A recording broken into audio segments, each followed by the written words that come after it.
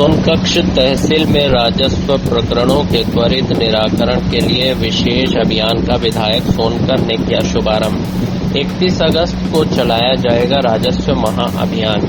राजस्व महाअभियान के प्रथम चरण जनवरी-मार्च 2024 की सफलता को देखते हुए सोनकच्छ तहसील में राजस्व प्रकरणों के त्वरित निराकरण और राजस्व अभिलेख त्रुटियों को ठीक करने के लिए 31 अगस्त तक राजस्व महाअभियान 2 चलाया जाएगा। राजस्व प्रकरणों के त्वरित निराकरण के लिए विशेष अभियान का विधायक सोनकर ने किया शुभारंभ। बैराखेड़ी से कैलाश जोशी की खास रिपोर्ट। आपकी रजिस्ट्री पहुंच जाती है। इस प्रक्रिया में पटवारी को भी ऑनलाइन अपनी रिपोर्ट सबमिट करनी होती है और विज्ञप्ति भी ऑनलाइन पोर्टल पर जनरेट करनी होती है। किसी भी प्रकार से कोई भी लिखित कागज की आवश्यकता नहीं होती है। निश्चित समयावधि में उस व्यक्ति का आदेश भी हो जाता है साइबर तहसील में और खाता खसरा की नकल भी अपडेट हो जाती है। तो एक नवाचार तो ये हुआ साइबर तहसील में। दूसरे नवाचार की हम यदि बात करें तो मध्य प्रदेश शासन की स्वामित्व योजना जो पूरे गांव-गांव में चल रही है, जिसमें हमेशा यही विवाद होता था कि किसानों की जो खेती की जमीन है उसका तो रिकॉर्ड है हमारे पास, खाता खसरा भी है, नक्शा भी है, लेकिन जो ग्रामीण क्षेत्र में ग्राम आबादी में बने हुए मकान हैं उन मकानों का राजस्व रिकॉर्ड कहां है। तो उन कार्यों को भी पिछले 6 माह से पूरी टीम के साथ, पूरे तन्मयता के साथ स्वामित्व के हमारे यहाँ बताने में खुशी होगी कि 126 गांवों में से 105 गांवों के प्रत्येक परिवार के स्वामित्व के पट्टे तैयार हो गए हैं, जिनका वितरण भी माननीय विधायक महोदय जी के माध्यम से हितग्राहियों को किया जाएगा। प्रदेश की सरकार में माननीय मुख्यमंत्री जी ने हम सबको होने वाली जो परेशानियां हैं, छोटे छोटे कामों के लिए हमको कई बार सरकारी दफ्तरों के चक्कर लगाने के लिए मजबूर होना पड़ता है।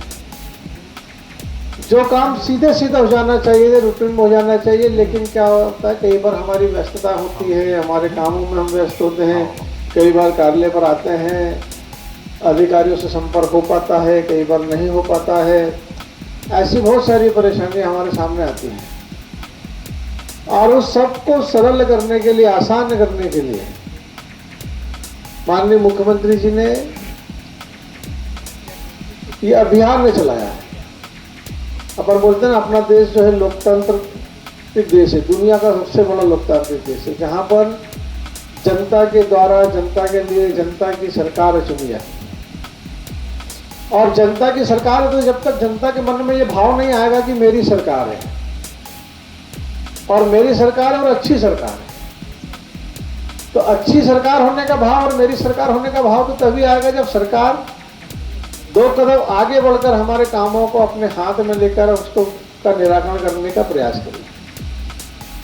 और इसीलिए अभी मंच से अभी हमारे तहसीलदार साहब जो बता रहे थे, नामांतरण, अविवादित बंटवारे और ऐसे जितने भी काम, कई आप लोग जितने भी कुछ हितग्राही बंधु यहाँ पर बैठे हुए हैं, आप लोगों ने लोक सेवा केंद्र के माध्यम से आवेदन किए होंगे, कुछ लोगों ने ऑनलाइन भी किए होंगे, किसी ने यहाँ आकर ऑफिस में आवेदन दिए होंगे, ऑफलाइन किए होंगे। आपको शासन के जिन जिन योजनाओं का प्रत्यक्ष रूप से लाभ मिल रहा है उन सबको भी यहाँ पर इकट्ठा किया। मेरा आप सबसे आग्रह है, ये सरकार आपकी है, ये अधिकारी कर्मचारी भी आपके हैं और नेता भी आपके हैं। कि आपके कारण ही सरकार बनती है, आपके कारण ही नेता बने जाते हैं और आपके कारण ही अधिकारी बने। इसलिए आपका पूरा अधिकार है, जब भी कोई काम हो आप कार्यालय में आकर संबंधित अधिकारियों से संपर्क करें, निश्चित रूप से आपका काम होगा।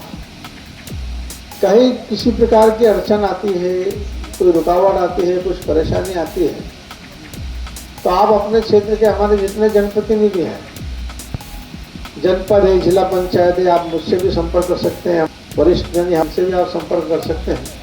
हम सब का इस योजना का सीधा सीधा लाभ आप लोगों को पहुंचे